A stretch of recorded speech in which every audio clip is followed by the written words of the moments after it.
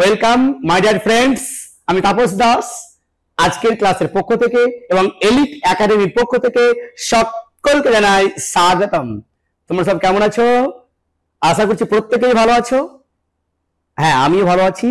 আজকে আবার তোমাদের সামনে হাজির হয়েছি কিছু আলোচনা করার জন্য।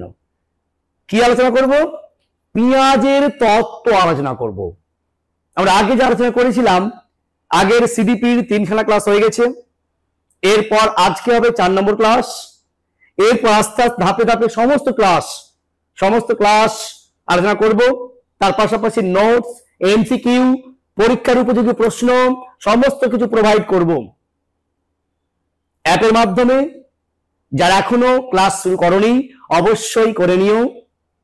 তার প্রথম যে ক্লাসগুলো হয়েছে আগে দেখে নিও, তারপরে ক্লাস দেখো। এছাড়া আজকে যে ক্লাসটা করাবো অত্যন্ত গুরুত্বপূর্ণ একটা প্রশ্ন আসবে, তো আসবেই। একটা বা দুটো প্রশ্ন এখান থেকে দেবেই দেবে। তুমি ধরে রাখো 30খানা প্রশ্নের মধ্যে এখান থেকে প্রশ্ন একটা বা দুটো হবেই হবে। এমন কোন পরীক্ষা নেই যে প্রাইমারি সি টেট বলো, প্রাইমারি বলো, আপার টেট বলো, প্রাইমারি টেট বলো, এখান থেকে প্রশ্ন হয় না। তাই অত্যন্ত গুরুত্বপূর্ণ, তাই মিস করা যাবে না।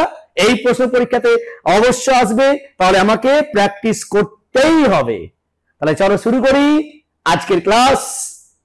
যে মনোবৈজ্ঞানিক বিভিন্ন তত্ত্ব আছে, তার মধ্যে একটা তত্ত্ব আলোচনা করব, পেঁয়াজের তত্ত্ব। সেটা কি? জ্ঞানমূলক বা প্রজ্ঞামূলক বিকাশের তত্ত্ব। দেখো, এই যে পেঁয়াজের প্রজ্ঞামূলক বা জ্ঞানমূলক বিকাশের তত্ত্ব যেটা আলোচনা করব, এটা কিন্তু শুধু আপার প্রাইমারি নয়। যারা প্রাইমারি পরীক্ষা দেবে, আপকামিং প্রাইমারি টেট, সিটেট, এই প্রত্যেকটা পরীক্ষাতে কিন্তু এখান থেকে পরীক্ষা প্রশ্ন হয়। তাই এটা ভালো করে মনোযোগ সহকারে তোমরা আলোচনাগুলো দেখো, এবং যেগুলো তোমরা গুরুত্বপূর্ণ বলবো সেগুলো খাতায় নোট ডাউন তো করবে। তার পাশাপাশি সমস্ত প্রশ্নগুলোই ভালো করে তোমরা পড়ে নেবে, তার পরীক্ষাতে কোনো সমস্যা হবে না। এবার আমরা শুরু করব এই পেঁয়াজের তত্ত্ব।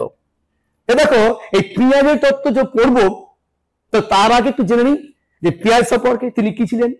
প্রশ্ন এখান থেকে হতেই পারে। যেমন ধরো, মনে রাখবে তার জন্ম কোথায়। তাই জন পিয়াজে একটা বিখ্যাত মনোবিদ। এছাড়াও মনোবিদ ছাড়াও তিনি একটা আছেন জৈব বিশারদ। তার সুইজারল্যান্ড তার জন্ম, সাল ধরা হয় 1896 সালে। এবং তিনি শুধু মনোবিদ ছিলেন না, তার পাশাপাশি জৈব বিশারদ ছিলেন, শারীরিক বিশারদ ছিলেন।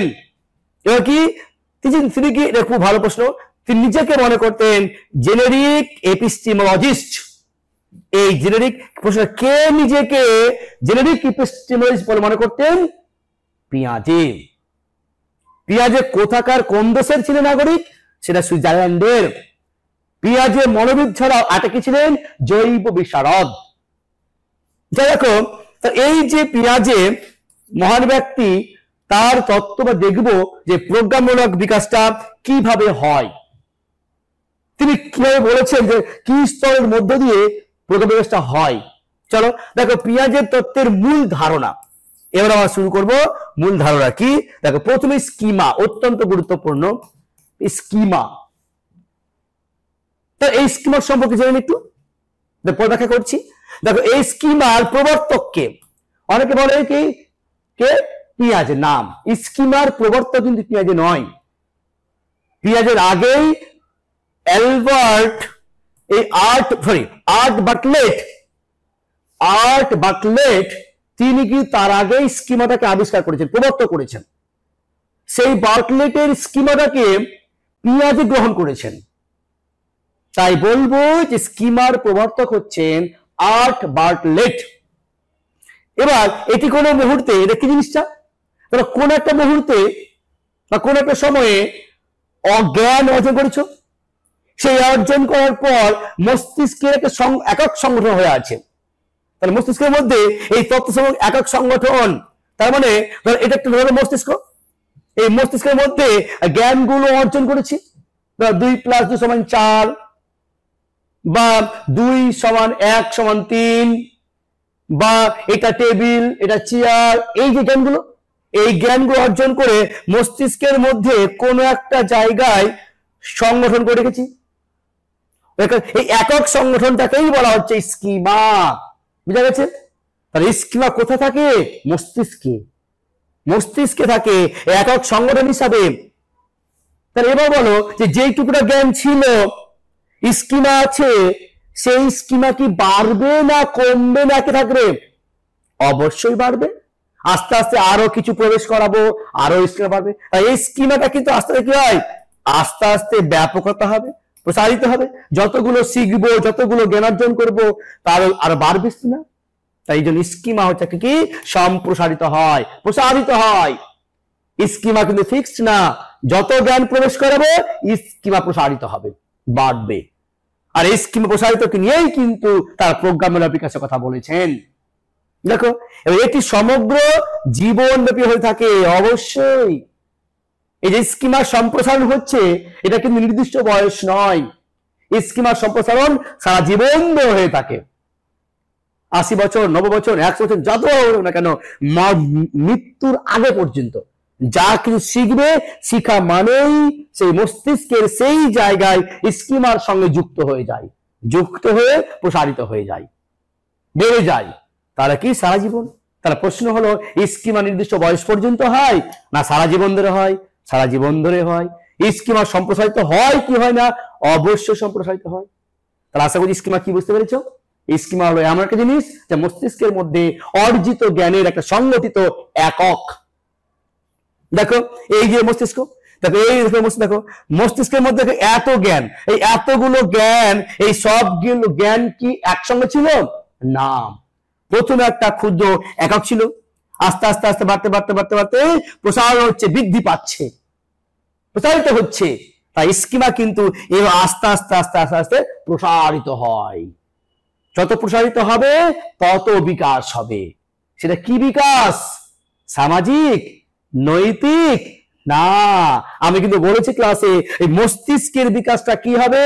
প্রজ্ঞার বিকাশ, জ্ঞানমূলক বিকাশ, মানসিক বিকাশ।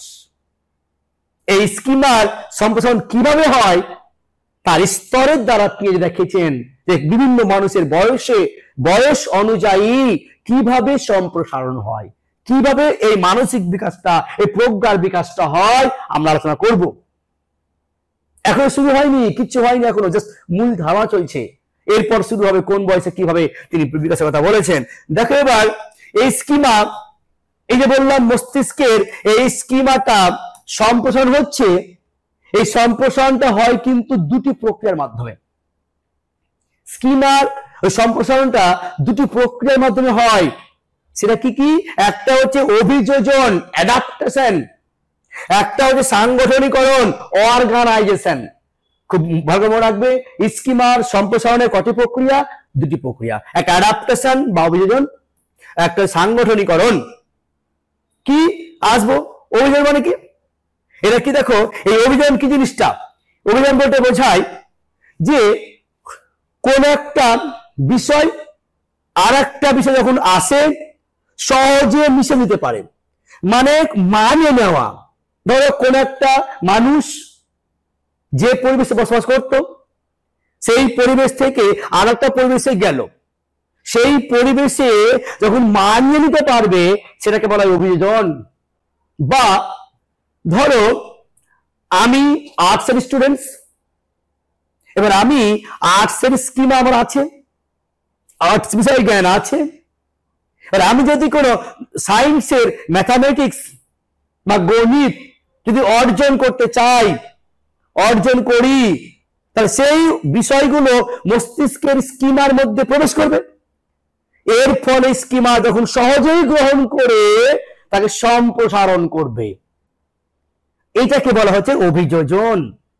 আর এই যে সহজেই গ্রহণ করছে বা আগের বিষয়গুলো অন্য বিষয়গুলো গ্রহণ করছে স্কিমার মধ্যে, যে সম্প্রসারণ করছে, তার বলো স্কিমার সম্প্রসারণের ক্ষেত্রে অভিযোজন গুরুত্বপূর্ণ? অবশ্যই গুরুত্বপূর্ণ। অভিযোজন যদি না হয় স্কিমা বাড়বে। যদি সায়েন্সের ম্যাথামেটিক্স গুলো মস্তিষ্কের মধ্যে প্রবেশ না করে সেই বিষয়ের স্কিমা বাড়বে না, সেই বিষয়ের জ্ঞানটার বিকাশ হবে না। তার মানে স্কিমা সম্প্রসারণের জন্য অভিযোজন অবশ্যই গুরুত্বপূর্ণ। আর এই অভিযোজন আবার দুভাবে হয়। এই যে অভিযোজন বললাম, দেখো স্কিমা সম্প্রসারণ হয় দুইভাবে, একটা অভিযোজন, একটা সাংগঠনিকরণ। এটাকে রেখে দাও। আবার এই অভিযোজন আবার দুইভাবে হয়। কি? একটা হচ্ছে আত্তীকরণ, যাকে বলা হয় অ্যাসিমিলেশন।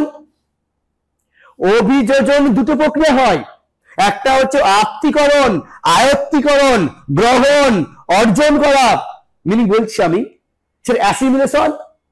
আর একটা হয় সহযোজন, অভিযোজন নয়, সহযোজন, যাকে বলা হয় অ্যাকোমোডেশন। তার মানে অ্যাসিমিলেশন এবং অ্যাকোমোডেশন এই দুটোর দ্বারা অভিযোজনটা হয়, আর অভিযোজনের দ্বারাই স্কিমা সম্প্রসারণ হয়। তাহলে এই দুটোর দ্বারা কি হয়? অভিযোজন হয়, আর অভিযোজনের দ্বারাই কি হয়? স্কিমা সম্প্রসারণ হয়। বুঝা গেছে? তাহলে এবার বলো, এই স্কিমা সম্প্রসারণের ক্ষেত্রে এদের ভূমিকা আছে না? অবশ্যই ভূমিকা আছে। স্কিমা সম্প্রসারণে এদের ভূমিকা অবশ্যই আছে। বুঝা গেছে? এবার দেখবো আমরা এই আত্তীকরণ কি স্যার, আর এই সহযোজন কি। বুঝা গেছে? এবার বুঝতে পারলে ব্যাপারটা কি? দেখো এবার এটা কিন্তু পরীক্ষা অত্যন্ত গুরুত্বপূর্ণ। এখান থেকে কিন্তু পরীক্ষায় প্রশ্ন আসবে 100%। এখানে পরীক্ষা অনেকবার এসছে, primary TET, upper primary TET, কিন্তু অনেকবার কিন্তু এখানে পরীক্ষা প্রশ্ন এসেছে। স্কিমা সম্প্রসারণের কটি প্রক্রিয়া? দুটি প্রক্রিয়া, একটা অভিযোজন, একটা সাংগঠনিকরণ। কোন? আর এই অভিযোজন প্রক্রিয়া আবার দুটি ভাবে হয়, দুটি প্রক্রিয়া সম্পন্ন হয়। অভিযোজন দুটি প্রক্রিয়ার মাধ্যমে সম্পন্ন হয়, একটা আত্তীকরণ অ্যাসিমিলেশন, আর একটা হচ্ছে কি না তো সহযোজন বা অ্যাকোমোডেশন। এই দুটি প্রক্রিয়ার মাধ্যমে হয়, এই দুটি প্রক্রিয়া সমন্বয়ে তৈরি হয় অভিযোজন, আর এই অভিযোজন প্রক্রিয়ার মাধ্যমে হয় স্কিমা সম্প্রসারণ। তার বলো, স্কিমা সম্প্রসারণে নিশ্চিত ভূমিকা আছে, অবশ্যই ভূমিকা আছে, অত্যন্ত গুরুত্বপূর্ণ। স্কিমা সম্প্রসারণে এদের ভূমিকা অত্যন্ত গুরুত্বপূর্ণ। এবার জানবো আমরা আত্তীকরণ কি আর সহযোজন কি, কিভাবে আত্তীকরণের মাধ্যমে স্কিমা সম্প্রসারণ হচ্ছে আর কিভাবে সহযোগের মধ্যে স্কিমা সম্প্রসারণ হচ্ছে। চলো দেখে নিই আত্তীকরণ কি। আত্তীকরণ মানে আমি একটু সিম্পল মনে রাখো যে আয়ত্ত করা। ধরো তুমি আগের, তুমি ধরো এই যে তুমি আপার প্রাইমারি পড়তে শুরু করেছো, আপার প্রাইমারি এই যে বিষয়গুলো পড়ছো এগুলো আগে জানতে না, বুঝতে না। আগে তোমার যে জ্ঞান ছিল, আগে তোমার যা স্কিমা ছিল, এবার এখন যে বিষয়টা পড়াচ্ছি আমি, এই যে পিআই তত্ত্ব পড়াচ্ছি, এই তত্ত্বটা তুমি সরি গলা বসে, যে ঠান্ডা লেগেছে তো গলাটা বসে গেছে একটু, কি এই যে তোমার হলো তত্ত্ব পড়াচ্ছি পিঁয়াজের, এই তত্ত্বটা আগের স্কিমার সঙ্গে এই নতুন তত্ত্ব যুক্ত হয়ে গেল, যুক্ত হলো। আর আমি স্কিমা এই পিঁয়াজ পড়াতে গিয়ে অনেক কথা বলছি, তাহলে অনেক যুক্ত হচ্ছে, তাই চিন্তা ভাবনা বিষয়গুলো অনেক যুক্ত হচ্ছে। যুক্ত হওয়ার ফলে স্কিমা অটোমেটিক সম্প্রসারণ হয়ে যাচ্ছে। তো এই যে আয়ত্ত করলাম আগে স্কিমার মধ্যে, আগে জ্ঞানের অর্জিত অভিজ্ঞতা জ্ঞানের মধ্যে নতুন তথ্য, ধারণা, চিন্তা এগুলো অর্জন করলাম, সহজেই মিশে যাচ্ছে, মিশে গিয়ে সম্প্রসারণ হয়ে স্কিমার সম্প্রসারণ হয়ে যাচ্ছে। এটাকে বলা হয় আয়ত্তীকরণ বা আত্তীকরণ। মানে আগের এক কথায় বাংলা ভাষায় আগে ধারণা ছিল, তার সঙ্গে আগের স্কিমা ছিল, নতুন করে স্কিমার মধ্যে আরো জ্ঞানগুলো প্রবেশ করাচ্ছি, যুক্ত করছি, যুক্ত করে জ্ঞানগুলো বৃদ্ধি করছি। কারণ এই যে তত্ত্বটা তোমরা আগে জানতে না, হয়তো আগে জানতে, হয় যা জানতে না সে বিষয় নতুন করে শিখে ফেললে, তোমার স্কিমার মধ্যে এগুলো প্রবেশ করলো, প্রবেশ করে জ্ঞানটা আরো বেড়ে গেল। এটাকে বলা স্কিমার সম্প্রসারণ। এটা কার দ্বারা হলো? আত্তীকরণ দ্বারা হলো। দেখে নাও, আত্তীকরণ হলো কোন স্কিমা প্রজ্ঞামূলক সংগঠনের মধ্যে নতুন তথ্য, বললাম না, নতুন তথ্য, চিন্তা ধারণা, ভাবের সংযোজন। আগে ছিল, আগে স্কিমা ছিল, নতুন তথ্য দিলাম, নতুন ধারণা দিলাম, যোগ করলাম, এই তথ্য পড়াচ্ছি আমি, তথ্য যোগ করলাম, যোগ করার ফলে স্কিমার সম্প্রসারণটা হলো। কি জ্ঞান কমবে না বাড়বে? জ্ঞানটা অবশ্যই বাড়বে, কখনো কমবে না। তার আগের যা জ্ঞান ছিল, আগের স্কিমা ছিল, সেটা নতুন করে দিলাম, বেড়ে গেল। তারপর দেখো স্কিমা পরিবর্তন সম্প্রসারিত হয়। উদাহরণ দেখো, এই মুহূর্তে আমরা পড়ছি, এই পড়ার ফলে যে জ্ঞানটা তুই এটাও বললাম। আশা করছি বুঝতে পেরেছো। আত্মীকরণ, আত্মীকরণ মানে সহজে মনে রাখবে, আগের যা জ্ঞান ছিল, আগের স্কিমা ছিল, এখন নতুন করে যা শিখবো, সমাজে, পরিবেশে, স্কুলে, বিদ্যালয়ে, কলেজে যা শিখবো, নতুন করে অর্জন করব, সেই অর্জিত বিষয়গুলো এখন স্কিমার মধ্যে যুক্ত হবে। যুক্ত হওয়ার ফলে স্কিমা তখন প্রসারিত হবে, সম্প্রসারিত হবে। এটাকে এই যার দ্বারা সম্প্রসারিত হলো, যার দ্বারা প্রসারিত হলো, সেটাকে বলা হয় আত্মীকরণ। বুঝা গেল? এইখানে কিন্তু আমরা ছুড়ে ফেলবো না, এখানে বাদ দিব না, চেঞ্জ করবো না, ভাববো না, সরাসরি জ্ঞানগুলো অর্জন করে প্রবেশ করাবো। আশা করছি বোঝা গেছে। নেক্সট দেখো, এই সহযোজন, এটা কিন্তু আলাদা, এটা কিন্তু আলাদা। কি জিনিস? জাস্ট এক লাইন দেখো, বিষয়টা বুঝতে পারো। দেখো, সহযোজন হলো নতুন তথ্য, চিন্তা, ভাব ইত্যাদি প্রয়োজন মতো পরিবর্তন করে স্কিমার মধ্যে যুক্ত করা। কেমন জিনিস? ধরো তুমি প্রাইমারি টেটের জন্য অঙ্ক পড়ছো, তো আমি তোমাকে ধরো কোন একটা ক্লাসে অঙ্ক শেখাচ্ছি, তখন এই অঙ্কগুলো আমি তোমাকে বীজগণিতের সূত্রগুলো আমি মুখে মুখে সূত্র বলছি, কিন্তু তুমি বুঝতেই পারছো না যে সূত্রগুলো মুখে মুখে বলছে, এসে এক ঘর থেকে বলছে, ভুলে যাচ্ছি, ওর বুঝতে পারছি না। তার মানে আগে যে তোমার স্কিমা ছিল, যে জ্ঞান ছিল, সেই জ্ঞানের সঙ্গে এই অঙ্কের বীজগণিতের সূত্রগুলো মুখে মুখে বলছি, তখন তোমরা শুনছো, শুনে সেই জ্ঞানগুলো মস্তিষ্কের মধ্যে বা স্কিমার মধ্যে প্রবেশ করার চেষ্টা করছো, স্কিমার সঙ্গে যুক্ত চেষ্টা করছো, কিন্তু যুক্ত হতে পারছে না। মানে ওর সঙ্গে যুক্ত হয়ে স্কিমা প্রসারিত হচ্ছে না। কেন? বুঝতে পারছো না। ওই মুখস্থ বা স্যার বলছে, ওগুলো বলার সঙ্গে সঙ্গে ভুলে যাচ্ছ, ভালো করে সহন করতে পারছো না, বা ভালো করে অর্জন করতে পারছো না, ভুলে যাচ্ছ। তার মানে বলো, এটা কি আয়ত্তি হলো? আয়ত্তি কিন্তু হলো না, আত্মি কিন্তু হলো না।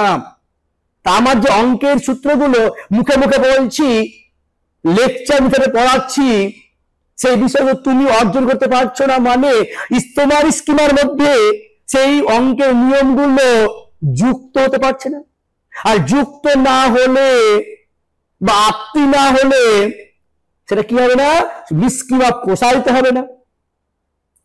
তখন কি করছি আমি তোমাকে ওই সেই স্কিমার মধ্যে সেই সূত্রকে প্রবেশ করার জন্য আমি উদাহরণ নিয়ে আসবো, বোর্ড ইউজ করব, মডেল ইউজ করব, চার্ট ইউজ করব, ব্ল্যাক বোর্ড সব ইউজ করে লিখাবো, বোর্ডে লিখে দিচ্ছি, চার্ট দেখাচ্ছি, মডেল দেখাচ্ছি, এইসব দেখিয়ে দেখিয়ে তোমাকে শিখাচ্ছি। তখন তুমি ওই আগের শোনা থেকে এই সহজে দেখে বোর্ডের দেখা, ব্ল্যাক চার্ট, মডেল, ছবি, এই সবগুলো দেখিয়ে যখন তোমাকে পড়াচ্ছি, অঙ্কের সূত্রগুলো পড়াচ্ছি, তখন তুমি সহজেই বিষয়গুলো শিখে নিলে, দিয়ে তোমার স্কিমার মধ্যে সেই জ্ঞানটা প্রবেশ হয়ে গেল, তার সঙ্গে যুক্ত হয়ে গেল। এবার বলো, সেই যুক্ত যখন হলো, এবার স্কিমা বাড়বে না কমবে? অটোমেটিক সম্প্রসারণ হয়ে যাবে। এই যে স্কিমার সম্প্রসারণটা হলো, এই প্রক্রিয়াটাকে বলা হয় সহযোজন। আশা করছি বুঝতে পেরেছো অ্যাকোমোডেশন কি জিনিসটা। আত্মীকরণ মানে কি?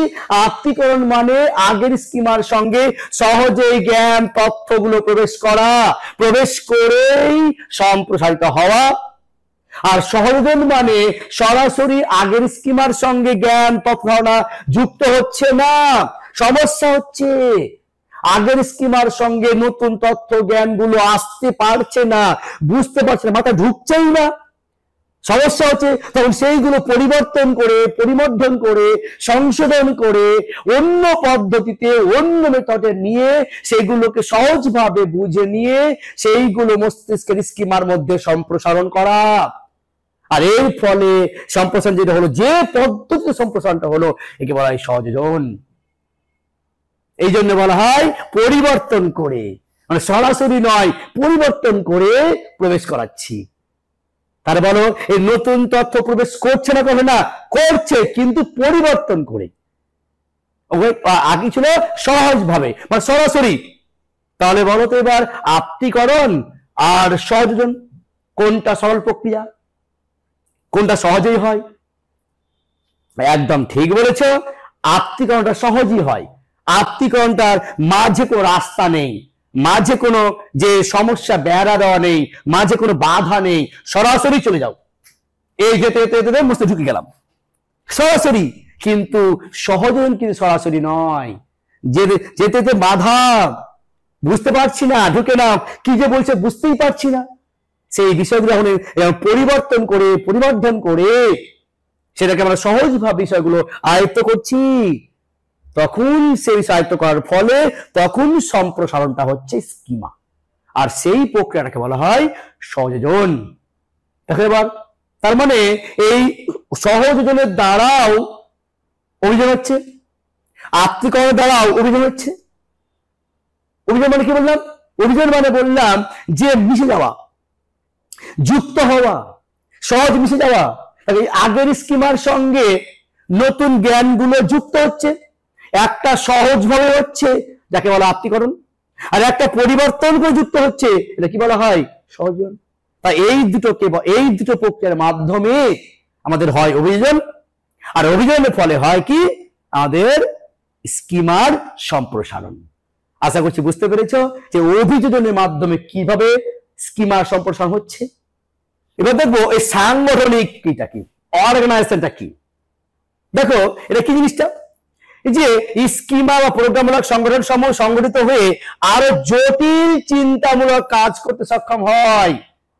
আর আজকে যে আমাদের আত্মীকরণ দ্বারা হয়েছে, সহযোজন দ্বারা হয়েছে, এটা যে হয়েছে, কিন্তু স্কিমার আর একটা মেথড আছে, আর একটা প্রক্রিয়া আছে যার দ্বারা স্কিমার জটিল জটিল চিন্তা ভাবনা করতে পারে, জটিল জটিল চিন্তা ভাবনা জ্ঞান অর্জন করতে পারে। কেমন জিনিস? স্ট্রাকচার, ফর্মাল, অর্গানাইজার এর মাধ্যমে। কেমন? ধরো কোন একটা শিশু ধরো পড়াশোনা করতে বসলো, তো বই থেকে পড়াশোনা করবে। এবার বই থেকে পড়াশোনা করলো, ব্যাগ থেকে বইটা খুললো, ব্যাগ থেকে বইটা খুলে ও নিশ্চয় বইটাকে ধরবে। বলো, যদি বইটাকে না ধরতে জানে, তাহলে জানে না বইটা কি ধরতে হয়, বইয়ে লেখা আছে এইভাবে, উনি পড়ছে এইভাবে, পড়া কি হয়? পড়াতে হবে না।